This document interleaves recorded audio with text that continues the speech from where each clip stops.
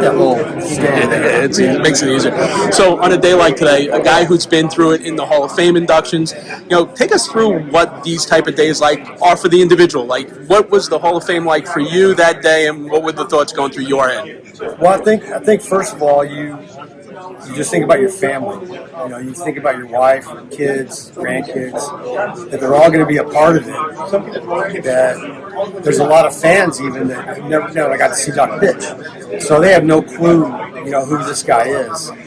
And we can always talk about how great he was on the mound, and the electricity when he was pitching that ran through Shea Stadium. But as a brother, as a person, there's not many guys better. I mean, he's special, and I'm happy for him. And last year during the Hall of Fame stuff for me, I was just happy that my family was there, but I was also happy to get to talk to the fans directly. And at our age, we don't get a chance to do that very often.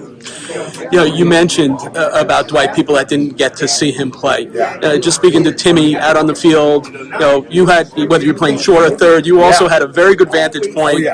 We saw a different vantage point, whether it be from the stands or on TV. When you saw him either blow away a hitter with that fastball or just jelly leg a guy with that curve in the field, like, what's going through your head?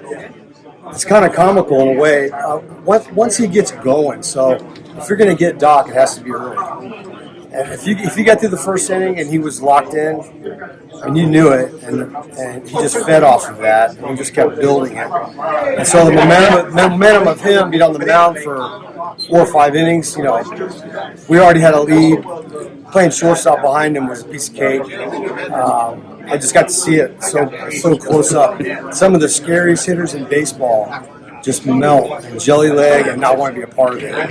And so that to me, that's what I'm never going to forget, is watching the great hitters just want nothing to do with it. I asked Timmy because he had a better vantage point, but during the game when Dwight would get rolling, shortstop at third, you got to crane your neck a little to see the K corner. Did you every so often take a turn and you would count them? Look up there, see what's going on. A lot of Ks up there, backwards Ks. He was just, I don't know if there was another pitcher like that had that kind of mesmerizing effect on the fans.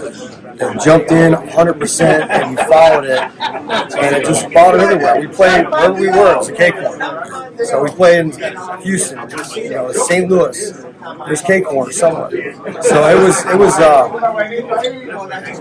an event. I mean, there was nothing really else to describe it. Just one of those things you look forward to doing, whether I was playing or not. Just to be on the bench or whatever, just to watch it was special.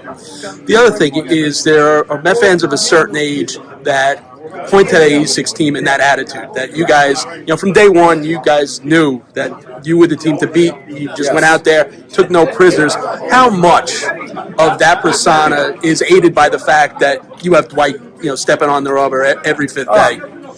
If you have that pitcher, right, that you know is going to go out there and close the door on the other team, you feel a lot better about yourself as a team, right, playing.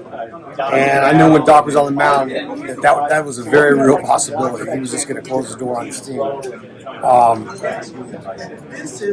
But I think when I always try to relate things to today, right?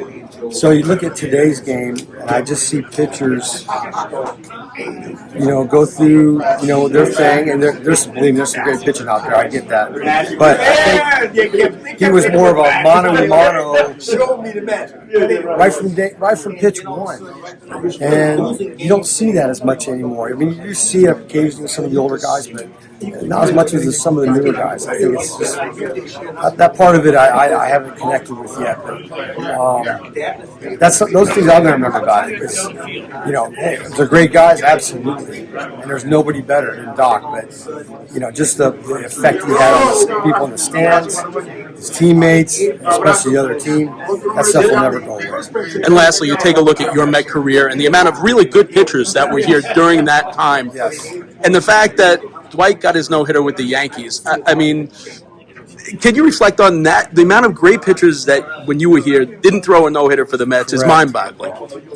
He wanted that bad with the Mets. He wanted to throw that no-hitter. I think there was a few close calls.